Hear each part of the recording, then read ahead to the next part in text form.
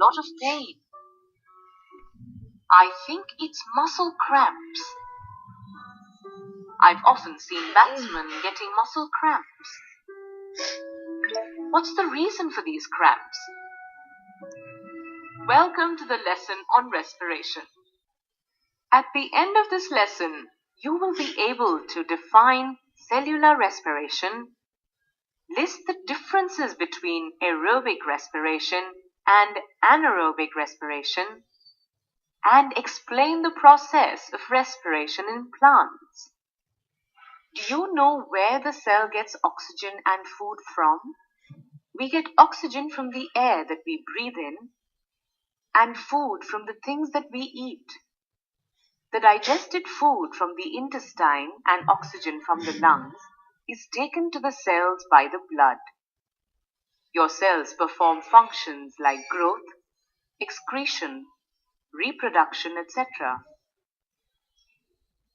Now your cells need energy and loads of it to perform these functions. Similarly, energy is also required for performing activities like running or even when reading and sleeping. So what's the source of energy for your cells? The food you eat. The food you eat has to be converted into glucose for releasing energy.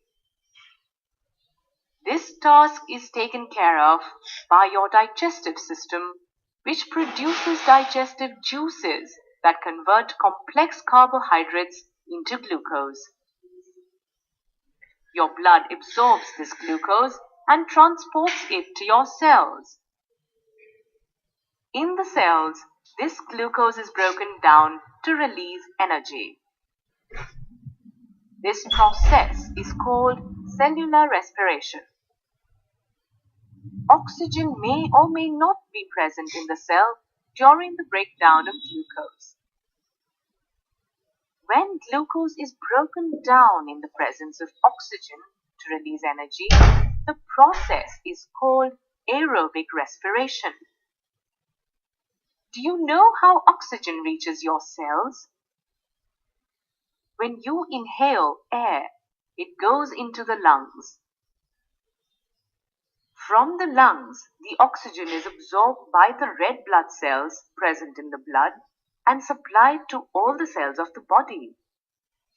Your cells use this oxygen to break down glucose to release energy. Carbon dioxide and water are also formed. You might have seen sportspersons getting cramps. Have you ever noted the instances when these cramps occur? Muscle cramps occur when one indulges in strenuous exercises like cycling, running, speed walking, etc. for a long time. Muscle cells require a lot of energy to perform these exercises. However, when enough oxygen is not present, anaerobic respiration takes place in the muscle cells. In this case, glucose is broken down in the absence of oxygen and energy is produced along with lactic acid. Lactic acid is toxic in nature and its accumulation in the cells causes muscle cramps. Now, if you are ever seized by a muscle cramp, what should you do? Well, you can either take a hot water bath or massage the affected part. This will improve blood circulation. More blood means more oxygen for your cells. Oxygen will break down the lactic acid into carbon dioxide and water, and you will feel relieved from muscle cramps. This is a sugar solution with yeast in it. This is yeast. Do you know how yeast gets energy to survive? Well, Through anaerobic respiration, yeast in the absence of oxygen breaks down glucose, releasing energy, alcohol, and carbon dioxide. Since yeast releases alcohol during respiration, it is used for preparing wine and beer.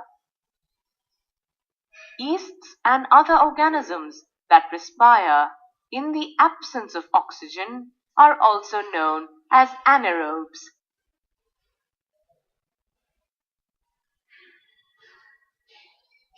Do you know that plants also respire? During the day, plants utilize oxygen released in the process of photosynthesis, and at night they take in oxygen from the atmosphere and give out carbon dioxide and water vapor.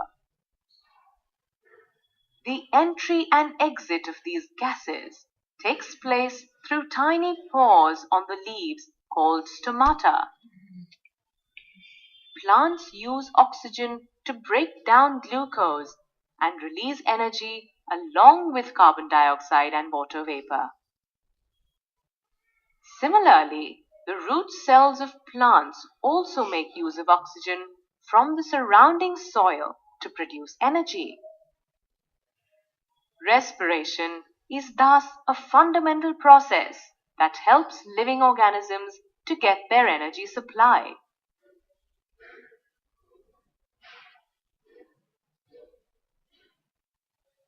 Congratulations!